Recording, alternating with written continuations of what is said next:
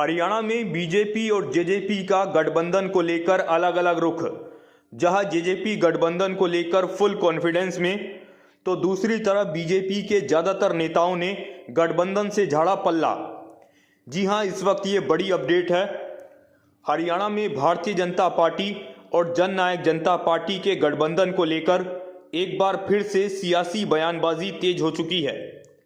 जहां जेजेपी गठबंधन को लेकर फुल कॉन्फिडेंस में दिख रही है।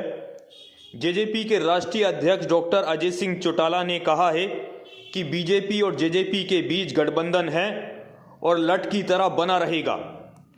उन्होंने कहा कि गठबंधन 4.25 साल से बना हुआ है और आगे भी बना रहेगा। गठबंधन टूटने जैसी कोई बात नहीं है।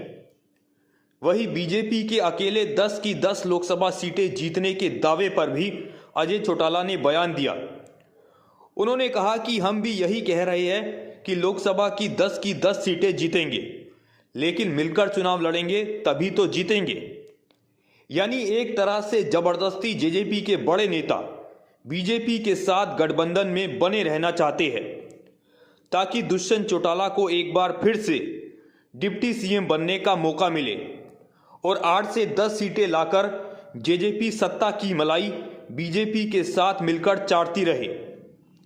यह हम इसलिए भी बोल रहे हैं क्योंकि बीजेपी स्टेट की लीडरशिप इस बार के चुनाव में जेजेपी के साथ गठबंधन करने के मूड में नहीं है। पूर्व केंद्रीय मंत्री चौधरी बीरेंद्र सिंह समेत कई नेता इसको लेकर मुखर है।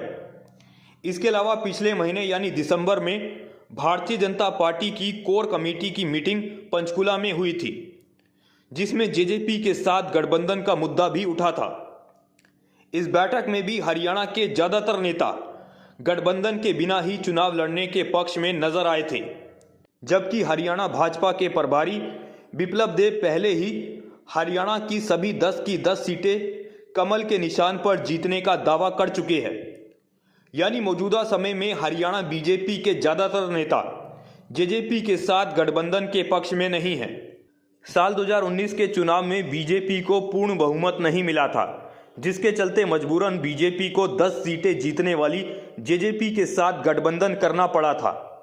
उस वक्त जेजेपी को बने महज 1 साल ही हुआ था। इंडियन नेशनल लोकदल से टूटकर बनी जन नायक जनता पार्टी को बांगर यानी जिंद और उसके आसपास लगते जिलों में सहानुभूति के रूप में अच्छा वोट मिला था, जिसकी बदौलत पार्टी 10 सीटें जीतने में कामयाब रही थी। हालांकि अब हालात पूरी तरह से बदल चुके हैं। जेजेपी के सभी उम्मीदवार राजस्थान के विधानसभा चुनाव में बुरी तरह से हार चुके हैं, जबकि दूसरी तरफ बीजेपी राजस्थान, मध्य प्रदेश, छत्तीसगढ़ जैसे अहम राज्यों में चुनाव जीतकर और राम मंदिर जैसे मुद्दों को लेकर मजबूत नजर आ रही है।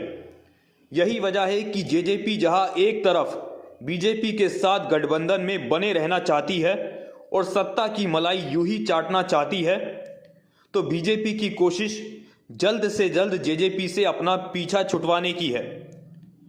फिलहाल आपकी इस खबर पर क्या राय है, हमें नीचे कमेंट बॉक्स में जरूर बताएं। फिलहाल के लिए इतना ही।